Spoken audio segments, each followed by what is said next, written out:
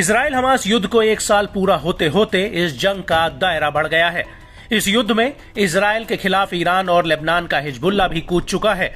Israeli सेना ने Lebanon में एयर स्ट्राइक के साथ साथ जमीनी आक्रमण भी शुरू कर दिया है। 7 अक्टूबर 2023 को हुए हमले की बरसी तक भी हमास द्वारा बंधक बनाए हुए लोगों को छुड़ाने में नाकाम इजरायली पीएम नेतन्याहू ने हमास के खात्मे की कसम खाई थी, लेकिन गाजा में अभी भी आईडीएफ हमास से जंग लड़ रही है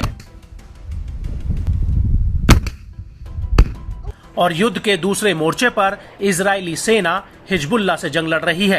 हिजबुल्लाह चीफ के मारे जाने के बाद भी हिजबुल्लाह पूरी ताकत से इजराइल का सामना कर रहा है।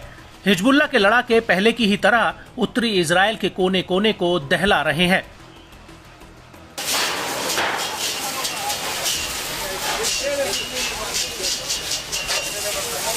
इजराइल और लेबनान के हिजबुल्लाह समूह में शय और मात का खेल जारी है। हिजबुल्लाह लड़ाके लगातार इजराइल पर अपनी हवाई ताकत का प्रदर्शन कर रहे हैं। इस बीच हिजबुल्लाह के साथ जमीनी लड़ाई में इजराइल को तगड़ा झटका लगा है। हिजबुल्लाह के लड़ाकों ने इजरायली सेना को अपने गढ़ से खदेड़ना शुरू कर दिया है। न्यूज एजेंसी अल मयादीन के मुताबिक हिजबुल्लाह ने इजरायली सेना को लेबनानी इलाके से बाहर जाने को मजबूर कर दिया। इजरायली सेना सीमावर्ती शहर यारून में घुसपैठ करने की कोशिश कर रही थी। यारून शहर जहां इजरायली सेना लगभग 1 साल से बमबारी कर रही है।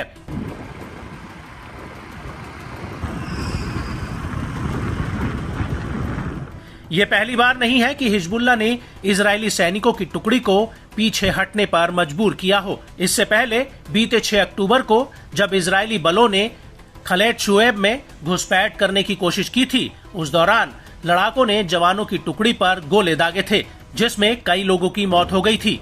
बीते 5 अक्टूबर को अल जलील पनंदेल में हिजबुल्लाह ने खुलासा किया था कि उसके लड़ाकों ने लेबनान फिलिस्तीनी सीमा के पास घात लगाकर बड़ा हमला किया था। इजरायली मीडिया आउटलेट्स ने भी भारी गोलीबारी और किरियत शमोना के शहर के पास हमलावर हेलीकॉप्टरों की तैनाती की सूचना दी थी।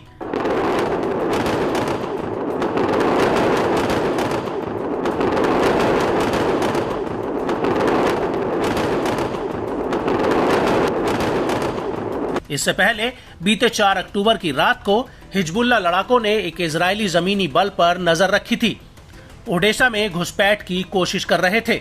इजरायली बलों पर घात लगाकर हमला किया गया और उसके बाद इलाके में सशस्त्र झड़पें शुरू हो गई थी, जहां पिछले कुछ दिनों से भीषण लड़ाई जारी है। ओडेसा में बीते 3 अक्टूबर को 98वीं डिवीजन के एगोज यूनिट और याहलोम यूनिट के कम से कम 9 इजरायली अधिकारी और सैनिक मारे गए थे। प्रतिरोध ने घुसपैठ करने वाले बलों पर मशीन गनों से गोलीबारी की थी, जिससे इजरायली सेना की हमलावर इकाई में बारूदी सुरंगों में ब्लास्ट हुआ था। इसमें लगभग 15 सैनिक मारे गए थे और काफी घायल भी हो गए थे।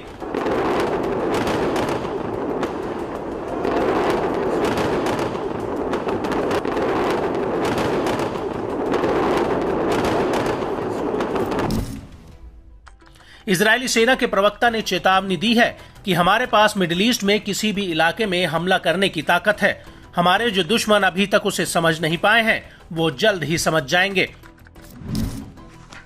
हालांकि जिस तरह लेबनान में जमीनी हमले में हिजबुल्लाह समूह इजरायली बलों पर भारी पड़ रहा है, उससे इजराइल का आला कमान भी सख्ते में आ गया है।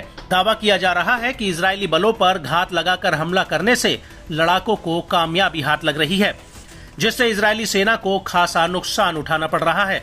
ऐसे में देखना काफी अहम रहेगा कि इजराइल का लेबनान में जमीनी ऑपरेशन कितना लंबा और किस हद तक सफल हो पाता है।